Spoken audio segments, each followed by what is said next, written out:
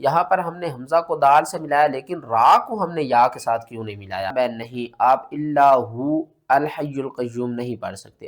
یہاں پر دیکھیں تو یہ صاد جیسا سائن آ رہا ہے اور نیچے جیم کا سائن ہے، اور یہاں پر یہ اس طرح کا سائن اور نیچے میم کا سائن آ رہا ہے۔ تو اس کے بارے میں سب سے پہلے آپ جان لیں اور پھر میں اس کے بارے میں بتاتا ہوں۔ 90% لوگ یہاں پر غلطی کرتے ہیں، وہ پڑھتے ہیں الا اللہ، دو لام اکٹھے ہیں، ایک لام کے اوپر جو ہے وہ تشدید ہے اور دوسرا لام جو ہے وہ تنوین کے ساتھ ہے، اور یہاں پر ایک تیسرا لام بھی ہے جو بہت سے لوگ نہیں جانتے کہ وہ کدھر ہے، کیونکہ السلام علیکم ورحمۃ اللہ وبرکاتہ۔ قرآن پاک کے مشکل ترین الفاظوں کو آسان تجوید کے ساتھ گھر بیٹھ کر سیکھنے کی یہ سیریز شروع ہے۔ اگر آپ قرآن پاک کو آسان تجوید کے ساتھ گھر بیٹھ کر پڑھنا چاہتے ہیں، اپنی غلطیوں کو درست کرنا چاہتے ہیں، تو ہمارے اس سبق میں شامل ہو جائیے، انشاءاللہ آپ کی تجوید درست ہو جائے گی۔ یہ ہم نے سیریز شروع کی ہے قرآن پاک کی 114 صورتوں میں جتنے بھی مشکل ترین الفاظ ہیں ان کو ایک ایک صورت کر کے ایک ایک صورت میں جتنے مشکل ترین الفاظ ہیں ان کو پڑھنا سیکھیں گے۔ چلیں سبق شروع کرتے ہیں، غور سے سنیے گا۔ آج کے سبق میں ہم سورۃ آل عمران قرآن پاک کی ترتیب کے لحاظ سے تیسری صورت ہے اور یہ مدنیہ ہے۔ مدنیہ ان صورتوں کو کہتے ہیں جو آقا علیہ الصلاۃ والسلام مدینہ شریف میں تھے، جو صورتیں نازل ہوئی ان کو ہم مدنیہ کہتے ہیں۔ اس صورت میں ٹوٹل 20 رکوع اور 200 آیات ہے۔ یہاں پر دیکھیں تو اسلام کا مطلب سب سے پہلے ہم سمجھ لیتے ہیں، اور یہ الف لام میم کا مطلب کیا ہے، ان کو ہم الف لام میم کیوں پڑھتے ہیں۔ سب سے پہلے اس آیات کی یہاں تک میں تلاوت کرتا ہوں، پھر آپ کو اس میں جو رولز آ رہے ہیں ان کو سمجھاتا ہوں۔ الف لام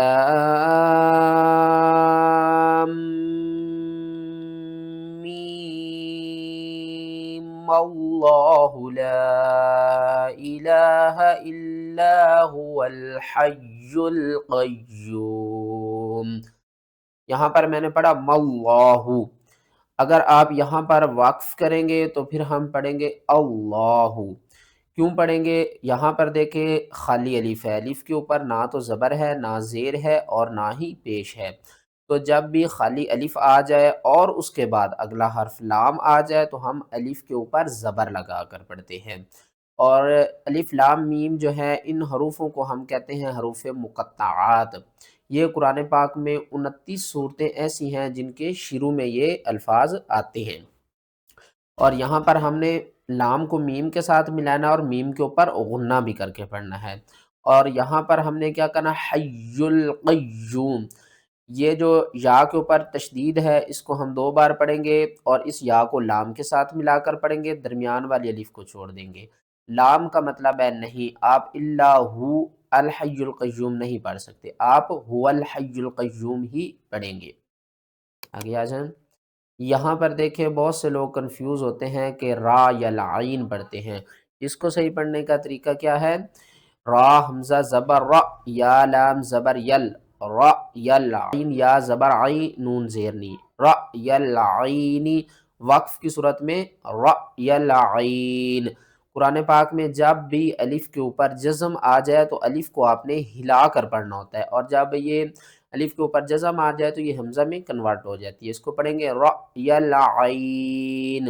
یہاں پر دیکھیں تو یہ صاد جیسا سائن آ رہا ہے اور نیچے جیم کا سائن ہے، اور یہاں پر یہ اس طرح کا سائن اور نیچے میم کا سائن آ رہا ہے۔ تو اس کے بارے میں سب سے پہلے آپ جان لیں اور پھر میں اس کے بارے میں بتاتا ہوں۔ وَابْتِغَاءَ تَأْوِيلِهِ، ہم نے یہاں پر وقف کیا، اور یہاں پر دیکھیں تو الف کے اوپر کیا ہے، جزم، تو الف کو ہم نے جھٹکے کے ساتھ پڑھنا ہے اور یہاں پر الف کو ہم نے چھوڑ دینا ہے، ٹھیک ہے نا۔ اور یہ ہے مد متصل، اس کو آپ نے 5 الف کے برابر کھینچ کر پڑھنا ہے، اور یہاں پر دیکھیں جیم کا مطلب ہے وقف جائز، آپ یہاں پر رکیں، اور اوپر یہ جو صاد جیسا سائن ہے نا اس کا مطلب ہے وقف النبی صلی اللہ علیہ وآلہ وبارک وسلم۔ یہاں پر یہ جب بھی قرآن پاک میں یہ سائن آئے تو آپ نے یہاں پر وقف کرنا ہے۔ ایک تو یہ ہے کہ سنت ادا ہو جائے گی، اس وقف کا مطلب ہے وقف النبی۔ جب آقا علیہ الصلاۃ والسلام قرآن پاک کی تلاوت فرماتے تھے تو آپ صلی اللہ علیہ وآلہ وبارک وسلم یہاں پر وقف کرتے تھے، تو آپ نے بھی جب یہاں پر تلاوت کو کرنا ہے کنٹینیو تو یہاں پر آپ نے وقف کرنا ہے۔ اور ایک تو ہماری سنت بھی ادا ہو جائے گی اور دوسرا وقف بھی ادا ہو جائے گا۔ اور یہاں پر دیکھیں تو اس نشان کا مطلب ہے وقف منزل۔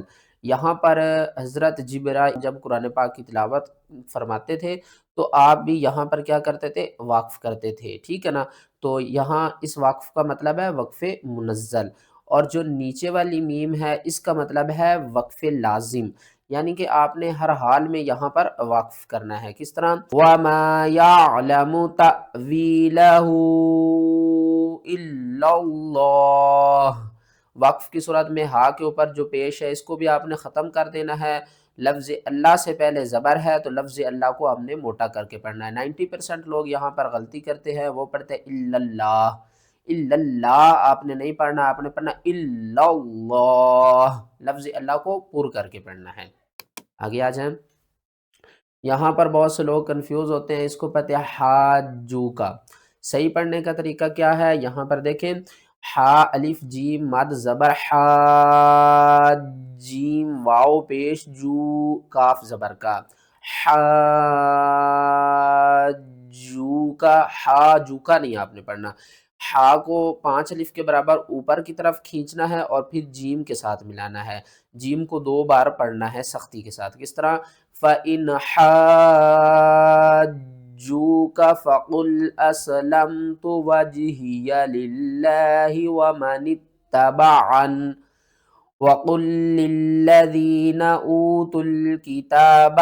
یہاں پر بھی بہت سے لوگ کنفیوز ہوتے ہیں کیونکہ یا کے اوپر بھی تشدید ہے اور میم کے اوپر بھی تشدید ہے۔ اس کو کس طرح پڑھیں گے؟ وَالْأُمِّيِّينَ، وَالْأُمِّيِّينَ، میم مشدد کے اوپر آپ نے غنہ کرنا ہے اور یا کو سختی کے ساتھ پڑھنا ہے، ایک مرتبہ میم کے ساتھ ملانا ہے اور دوسری مرتبہ یا کو نیچے کی طرف کھینچنا ہے۔ اور آگے اَأَسْلَمْتُمْ وَالْأُمِّيِّينَ اَأَسْلَمْتُمْ۔ آگے آ جائیں، یہاں پر دیکھیں تو بہت سے لوگ کنفیوز ہو جاتے ہیں کہ یہاں پر ہم نے کیا کرنا ہے۔ تو یہاں پر آپ نے وقف نہیں کرنا۔ کیوں نہیں کرنا؟ کیونکہ من الحی آپ نے نہیں پڑھنا، آپ نے پڑھنا ہے من الحی وترزق من تشاء بغیر حساب۔ اگر آپ کا سانس ٹوٹ رہا ہے تو پھر آپ نے کیا کرنا ہے؟ یا کے اوپر سختی کر کے وقف کرنا ہے۔ کس طرح؟ من الحی، اور یا کے نیچے جو زیر ہے اس کو آپ نے ختم کر دینا ہے وقف کی صورت میں۔ یہاں پر بھی دیکھیں تو سورۃ آل عمران میں تو بہت سے لوگ کنفیوز ہوتے ہیں کہ اس کو کس طرح پڑھنا ہے۔ ہا کو سین سے ملانا ہے جب آپ یہاں پر وقف نہیں کریں گے، جب آپ وقف کریں گے تو پھر کس طرح پڑھیں گے؟ بی کالی ماتیم مین۔ بہت سے مشکل ترین لمحات آ جاتے ہیں جب آخری حرف ہو اور 2 حروف اکٹھے ساکن ہوں۔ وقف کی صورت میں ہا کو بھی ساکن کریں گے، نون کو بھی ساکن کریں گے اور میم کے اوپر غنہ بھی کریں گے۔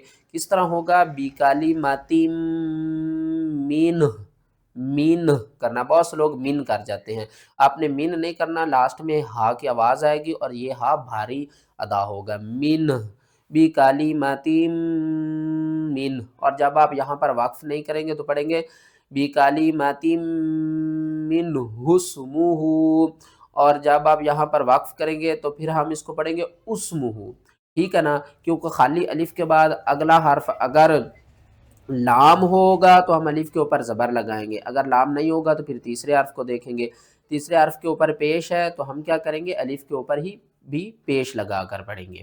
آگے نیکسٹ کی طرف چلتے ہیں، یہاں پر دیکھیں تو بہت سے لوگ اس کے اوپر بھی کنفیوز ہو جاتے ہیں کہ اس لفظ کو کس طرح پڑھنا ہے، واو کو پڑھنا ہے یا نہیں پڑھنا۔ چلیں اس کو بھی پڑھنا سیکھتے ہیں، بِقِنطَارٍ يُؤَدِّهِ إِلَيْكَ۔